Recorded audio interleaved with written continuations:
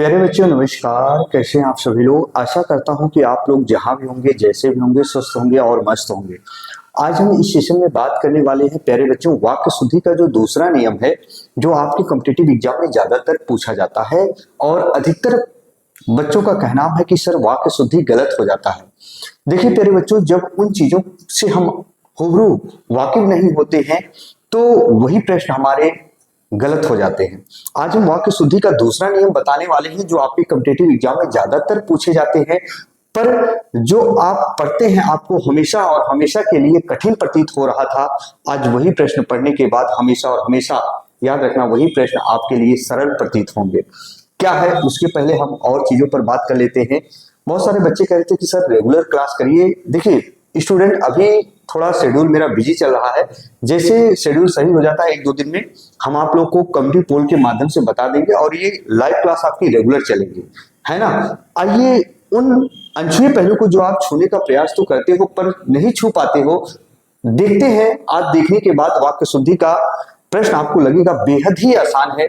जहां तक आप पढ़े होंगे, कैसे भी पढ़े कैसे भी नहीं पढ़े, आइए देखते हैं। इसके साथ साथ जो बच्चे अगर हिंदी का नोट्स चाहते हैं तो नोट्स तैयार है प्यारे बच्चों।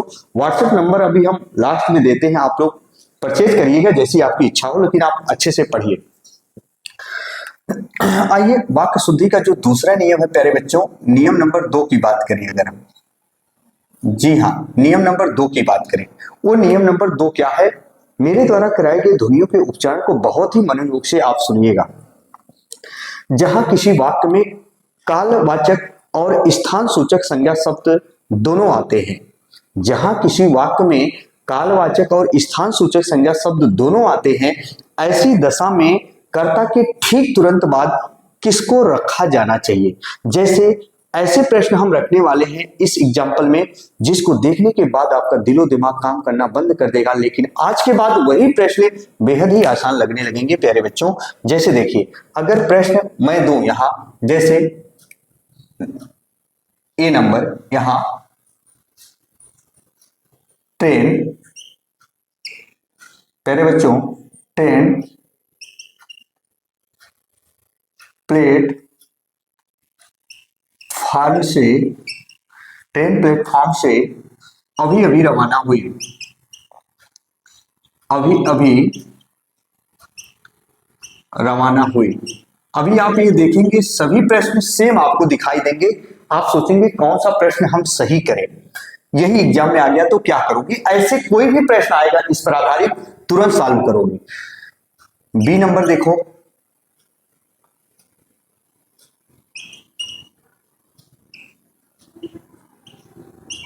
प्लेटफॉर्म से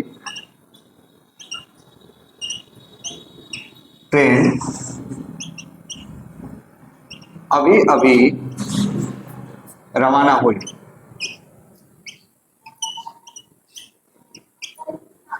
देखो, ट्रेन प्लेटफॉर्म से अभी अभी रवाना हुई। दूसरा प्रश्न, प्लेटफॉर्म से ट्रेन अभी अभी रवाना हुई।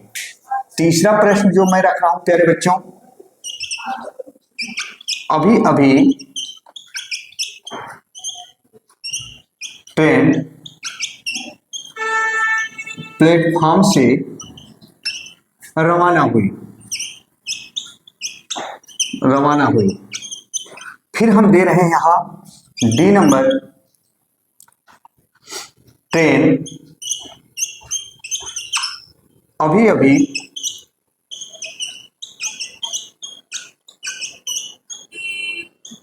प्लेटफॉर्म से रवाना हुई। प्यारे बच्चों, अब जरा देखेंगे इन प्रश्नों को देखने के बाद आपको लग रहा होगा कि कौन सा प्रश्न इसमें से हम सही करें। शायद अगर आपके कॉम्पिटिटिव एग्जाम में एक ऑप्शन और आ जाए, उपर्युक्त सभी, उपर्युक्त सभी, उपर्युक्त सभी, तो आप शायद इनमें से सभी लगा देंगे, लेकिन ऐसा नहीं है। इसमें कुछ बच्चे सोच रहे होंगे कि सभी तो यहां प्रश्न सही है, क्या गलत है। ट्रेन प्लेटफॉर्म से अभी अभी रवाना हुई, प्लेटफॉर्म से ट्रेन अभी अभी रवाना हुई, अभी अभी ट्रेन प्लेटफॉर्म से रवाना हुई, ट्रेन अभी अभी प्लेटफॉर्म से रवाना हुई। देखो अलग अलग प्रश्न आपको दिखाई दे रहे हैं। जैसे आप अपने घर परिवार से, अपने ऑफिस से, अपने दफ्तर से कहीं जाते हैं, किसी भी रेलवे स्टेशन या बस स्टॉप पे आप पूछते हैं भैया ट्रेन कब गई, तो सामने वाला व्यक्ति बोलता है भैया ट्रेन अभी अभी रवाना हुई। कोई कहता है प्लेटफॉर्म से ट्रेन अभी अभी रवाना हुई, कोई कहता है ट्रेन प्लेटफॉर्म से अभी अभी रवाना हुई, कोई कहता है ट्रेन अभी अभी प्लेटफॉर्म से रवाना हुई। सभी बात कैसे हम सही मानेंगे कि कौन सा व्यक्ति सेंटेंस शुद्ध बोला, कौन सा व्यक्ति सेंटेंस अशुद्ध बोला। प्यारे बच्चों, आइए जरा नियम देखते हैं। जहां भी किसी भी सेंटेंस में स्टूडेंट कर्ता के ठीक तुरंत बाद, याद रखना, कालवाचक, इसके बाद स्थान सूचक संज्ञा शब्द हो, स्थान सूचक संज्ञा शब्द हो, इसके बाद प्यारे बच्चों क्रिया हो, तो याद रखना वही हमारा सेंटेंस सही माना जाता है। अब ये हमें कैसे पता? मेरा कहने का मतलब ये हुआ, जहां किसी वाक्य में कर्ता के ठीक तुरंत बाद कालवाचक, उसके बाद स्थान सूचक संज्ञा शब्द हो, वही प्रश्न सही होगा। जैसे हम पहले एक सेंटेंस दे रहे हैं, समझने का प्रयास करना।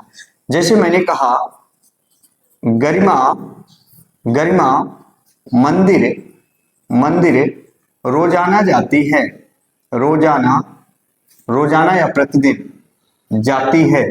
देखो गरिमा मंदिर रोजाना जाती है, तो प्यारे बच्चों आपने देखा होगा कि ये गरिमा तो हुई सब्जेक्ट यानी कर्ता, मंदिर क्या हुई स्थान सूचक संज्ञा शब्द, और रोजाना क्या हुआ कालवाचक क्रिया विशेषण अव्यय, कालवाचक क्रिया विशेषण अव्यय, और जाती है वर्ब हो गया। तो याद रखना ये सेंटेंस हमारा अशुद्ध है। अब ये गरिमा तो मंदिर जाने का काम कर रही है, तो सब्जेक्ट हो गई कर्ता, इसके ठीक तुरंत बाद, किसके ठीक तुरंत बाद? गरिमा यानी कर्ता के ठीक तुरंत बाद ये होना चाहिए, और इसके स्थान पर ये होना चाहिए। यानी मेरा कहने का मतलब यह हुआ, वाक्य शुद्ध कैसे करेंगे अब आप लोग समझ गए होंगे। अगर यही प्रश्न हम ऐसे लिख दें कि गरिमा, गरिमा रोजाना मंदिर जाती है, गरिमा रोजाना मंदिर जाती है। बात समझ चुके प्यारे बच्चों, यहां तक की बात आपको समझ में आ चुकी होगी।